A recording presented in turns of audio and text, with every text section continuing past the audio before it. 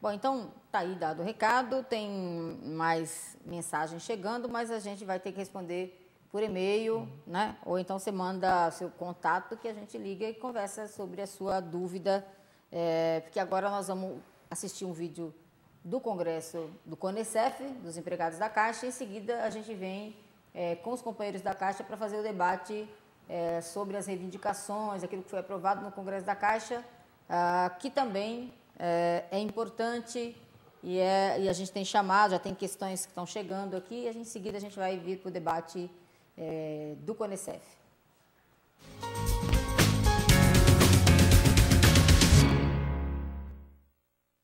O 27º CONECEF reuniu bancários de todo o país para definir a pauta de reivindicações específicas da Caixa para a campanha nacional 2011.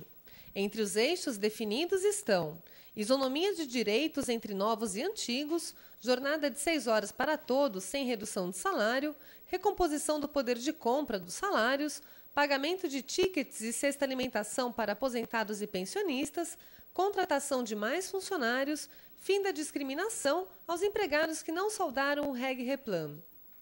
Entre os problemas que têm afetado os trabalhadores da Caixa, também estão questões relacionadas ao Saúde Caixa. Os bancários ainda aprovaram a realização de um encontro em Brasília para discutir isonomia, além de uma campanha nacional para a marcação correta do ponto eletrônico. A pauta geral, com as reivindicações de todos os bancários, será definida nos dias 30 e 31 de julho. A campanha nacional da categoria acontece de forma unificada e é válida para bancários de todo o país. Além disso, funcionários do Banco do Brasil e da Caixa Econômica Federal também têm suas questões específicas discutidas simultaneamente.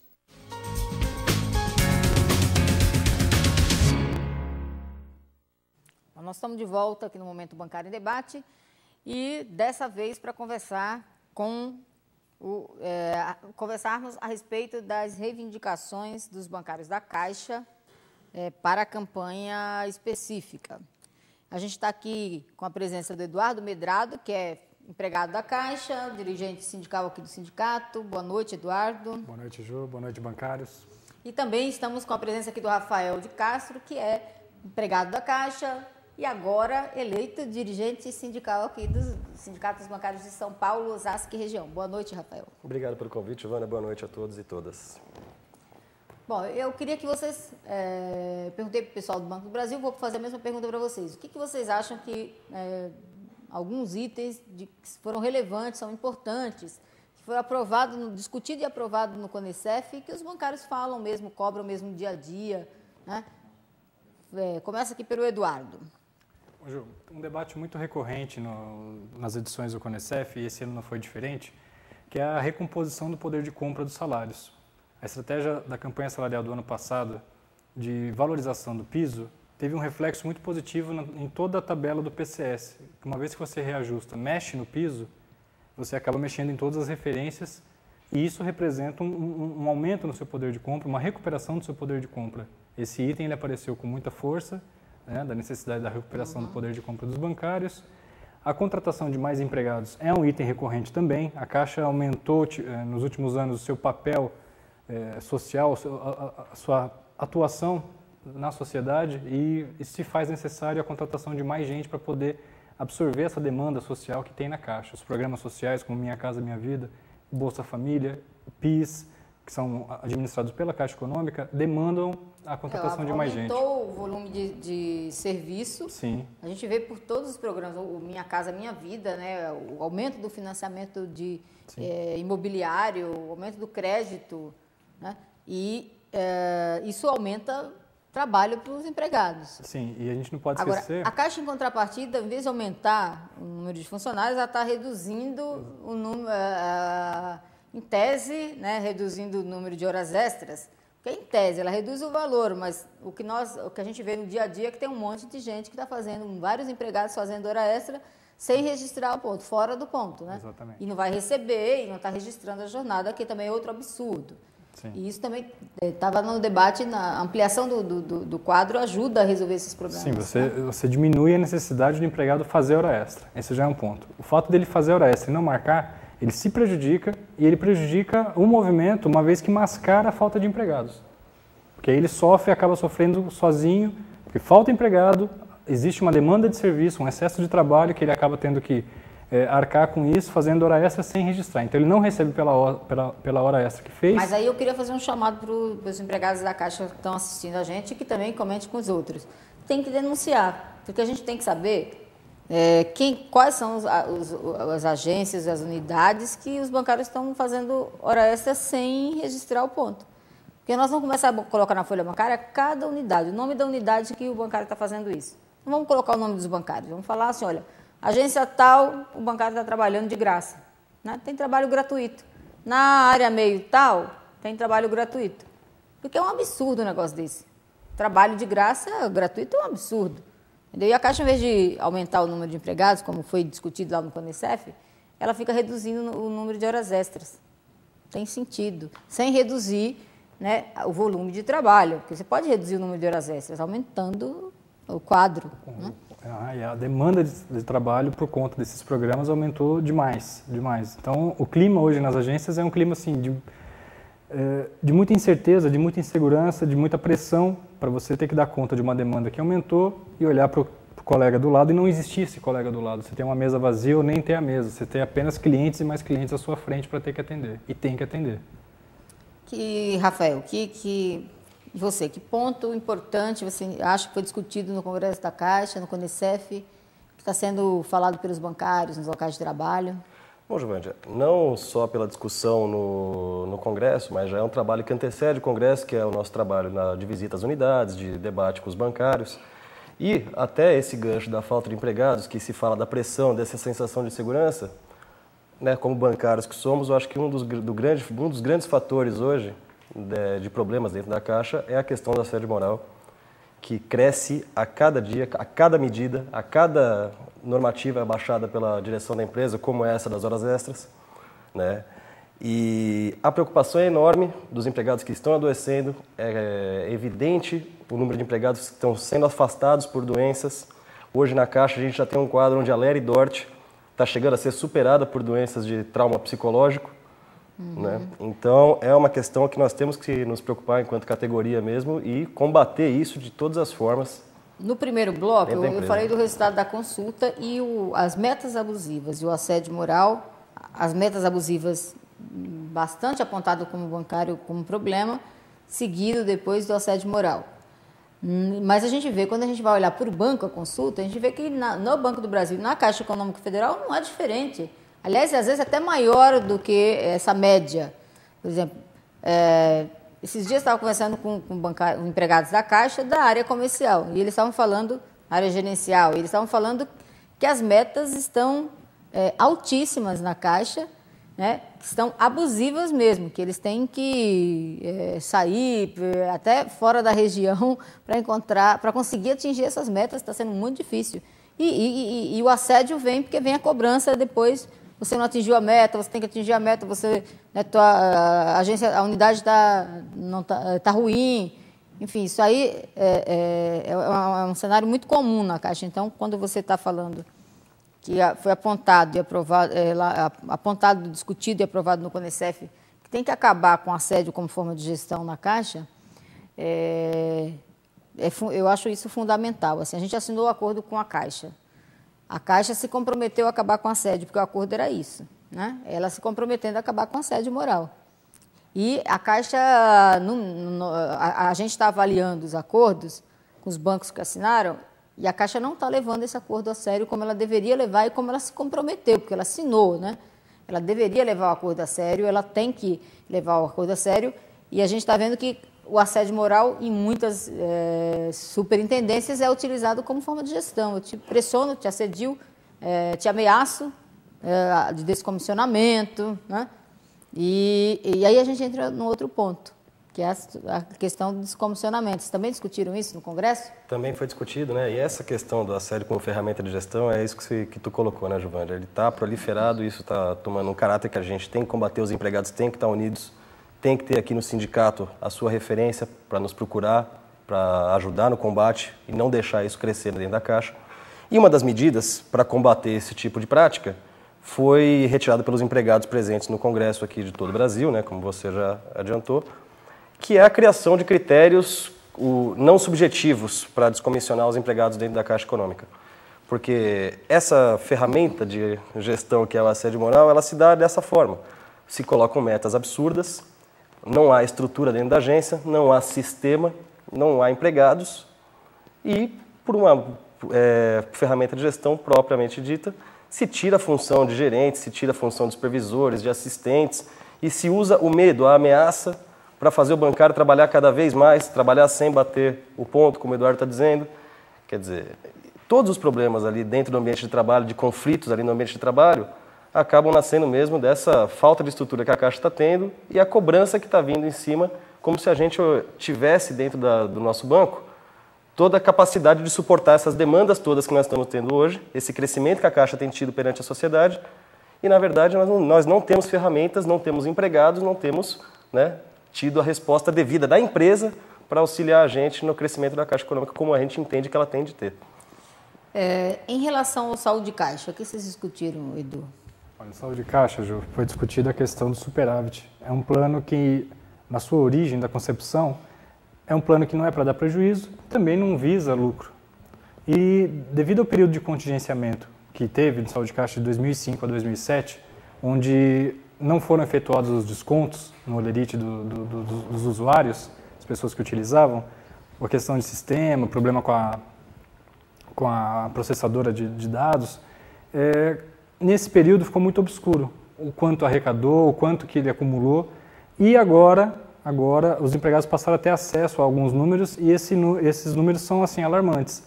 Por quê? Ele mostra que a qualidade do saúde caixa, o número de descredenciamento é muito alto, a qualidade caiu e o plano apresenta um superávit muito grande.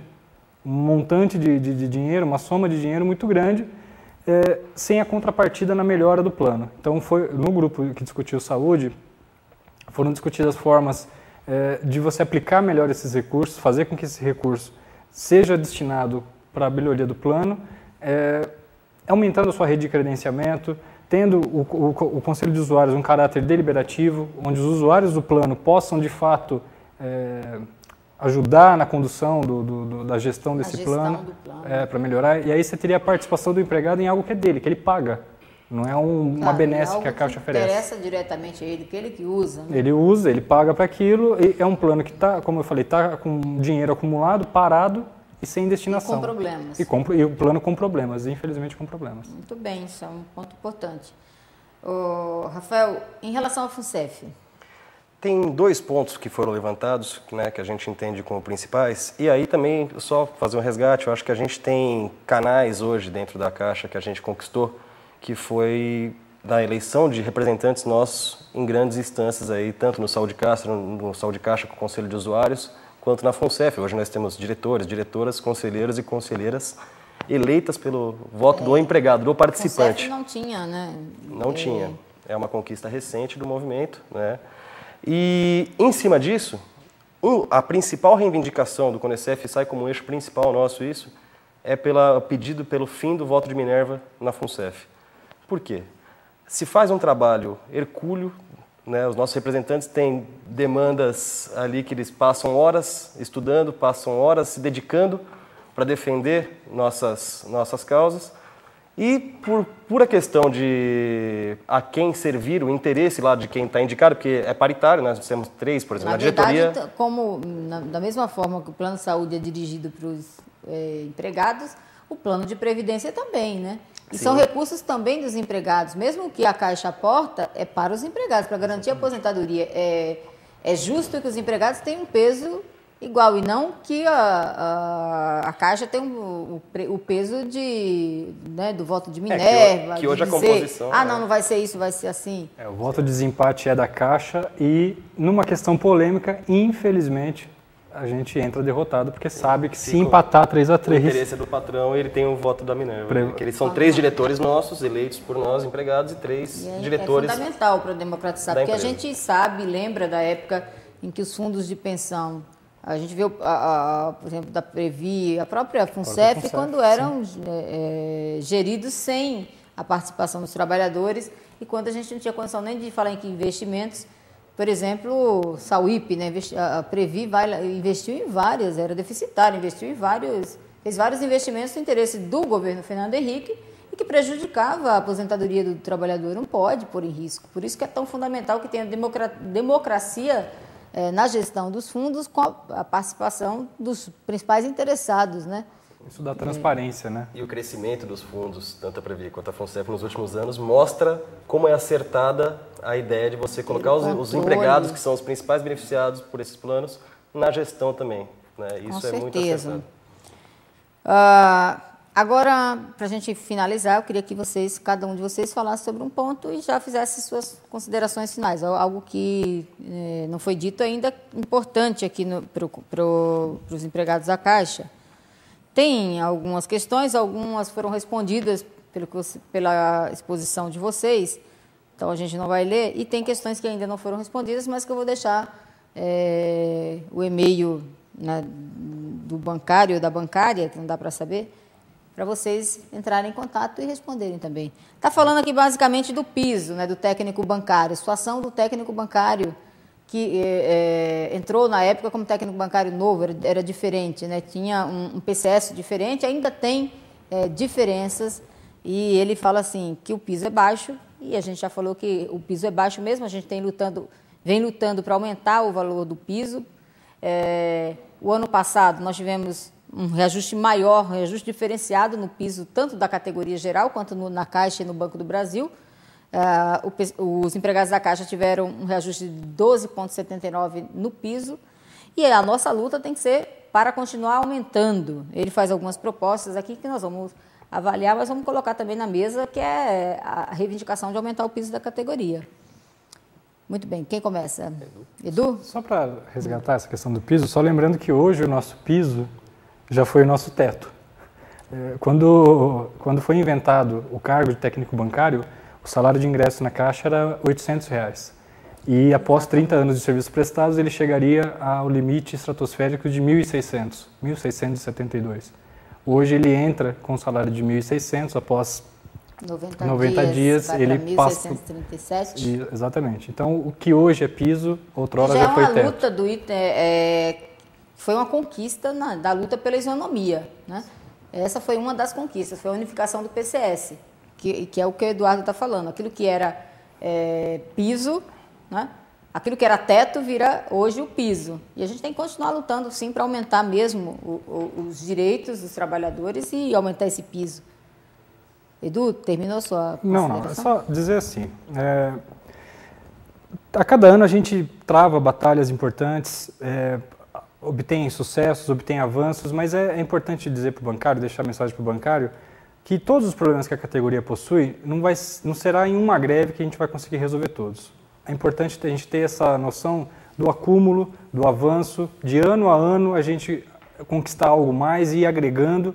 E no ano seguinte a luta o viés é manter o que já conquistou e partir para novas conquistas, né? Num caminho crescente. A campanha salarial na Caixa, com base na estratégia da mesa única que vem sendo adotada a partir de 2003, vem se mostrando acertado pelo avanço, pela evolução das conquistas que a gente vem tendo nesse período. No item isonomia, que é um item muito falado dentro da Caixa, hoje só restam para a gente 2 pontos, que são pontos difíceis, que a gente entende a complexidade, entende a dificuldade, que é o ATS e a licença-prêmio. São 2 temas que ainda restam, são bandeiras de luta, são bandeiras que mobilizam, só que o bancário tem que ter a clareza de que existe dificuldade, é necessária uma mobilização muito forte, muito conjunta, grande, dos empregados da Caixa e dos empregados das demais estatais que também sofreram com isso. Os colegas do Banco do Brasil, os colegas da Petrobras, os colegas dos Correios, são estatais que todas passaram pelo mesmo processo de desmonte, todas passaram pelo mesmo processo de deterioração na gestão FHC e que até hoje, correm atrás, lutam, através da sua mobilização, cada um tem a sua mobilização e organização interna, para reaver esses direitos. Então, com a Caixa não é diferente. A greve do ano passado foi uma greve muito boa, a gente espera que esse ano a mobilização seja mais forte ainda, para que a gente possa avançar ainda mais. Muito bem. Rafael.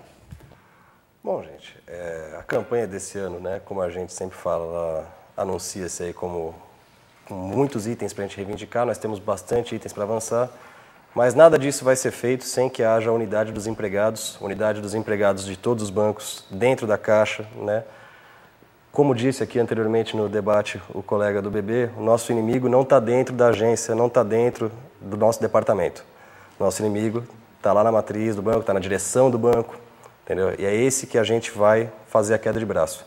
Então, trabalhar essa unidade, né? Nós temos aí agora um período agora de muita discussão, de muitas propostas, sabe? Levar isso para as unidades, fazer a discussão com os colegas e estar pronto, preparado e mobilizado para quando chegar o momento certo, fazer as negociações. De toda a campanha. Isso, fazer as negociações e o que for aí decidido por todo o movimento, a gente está acompanhando e está participando das atividades dos movimentos. Muito bem. Queria agradecer a presença de vocês, Obrigado. agradecer a participação dos bancários e bancárias, né, dos internautas, convidá-los ao próximo Momento Bancário em Debate, na próxima terça-feira, e também para vocês assistirem o curta, chama Missão Possível. Boa noite a todos, um grande abraço, até a próxima semana.